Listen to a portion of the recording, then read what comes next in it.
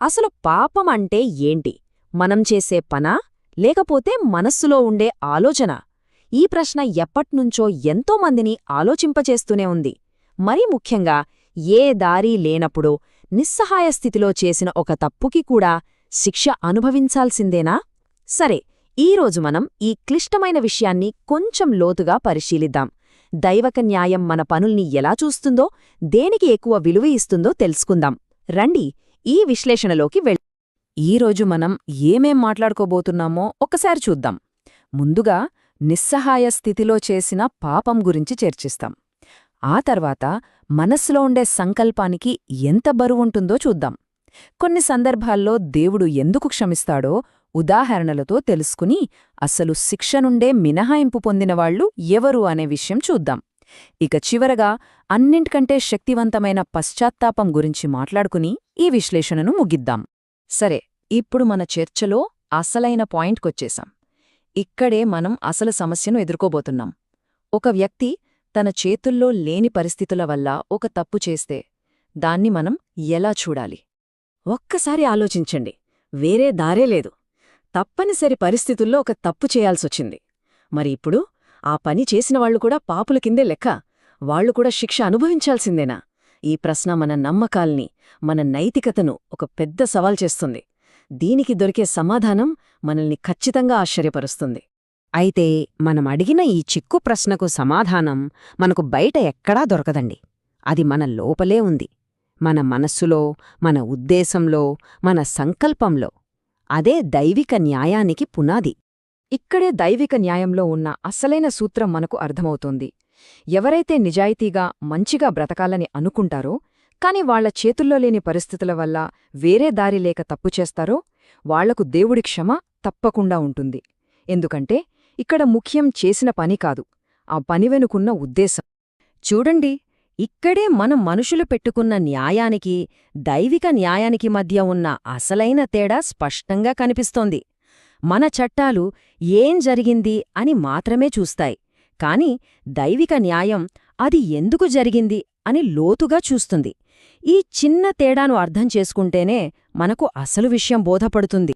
సరే, ఇదంతా థియరీలా ఉంది కదా.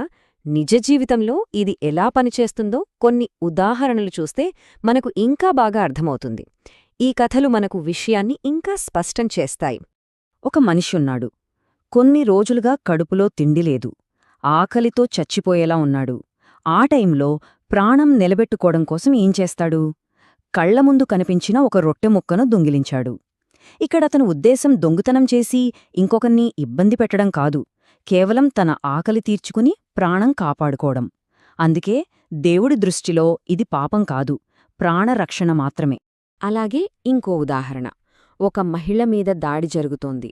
తనను తాను కాపాడుకోవడానికి పోరాడింది. ఆ పోరాటంలో అనుకోకుండా దాడి చేసిన వ్యక్తి చనిపోయాడు. ఇప్పుడు చెప్పండి, ఇది హత్య? కాదు. ఎందుకంటే ఆమె సంకల్పం ప్రాణం తీయడం కాదు, తన ప్రాణాన్ని కాపాడుకోవడం. అందుకే ఇది ఆత్మరక్షణే అవుతుంది. ఇప్పుడిదాకా మనం కొన్ని ప్రత్యేక పరిస్థితుల్లో క్షమ గురించి మాట్లాడాం. కాని అసలు ఈ పాపపుణ్యాల లెక్కలకే సంబంధం లేని వాళ్లు కూడా ఉంటారు. వాళ్ళు ఏం చేసినా కర్మ వాళ్లకంటదు. వాళ్ళెవరో ఇప్పుడు చూద్దాం.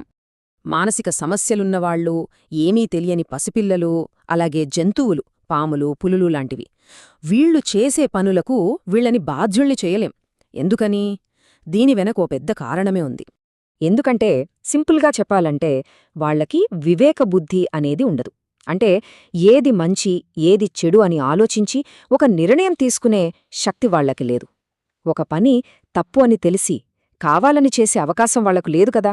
అందుకే వాళ్లు చేసే పనులకు పాపపుణ్యాల లెక్కలు వర్తించవు. సరే, క్షమాపణ గురించి, మినహాయింపుల గురించి చూశాం. కానీ వీటన్నిటికంటే శక్తివంతమైనది ఒకటుంది. మన చర్చలో ఇదే చివరిదే, కాని చాలా ముఖ్యమైనది. అదే పశ్చాత్తాపం. ఈ మాటలు వినండి, ఎంత లోతైనవో.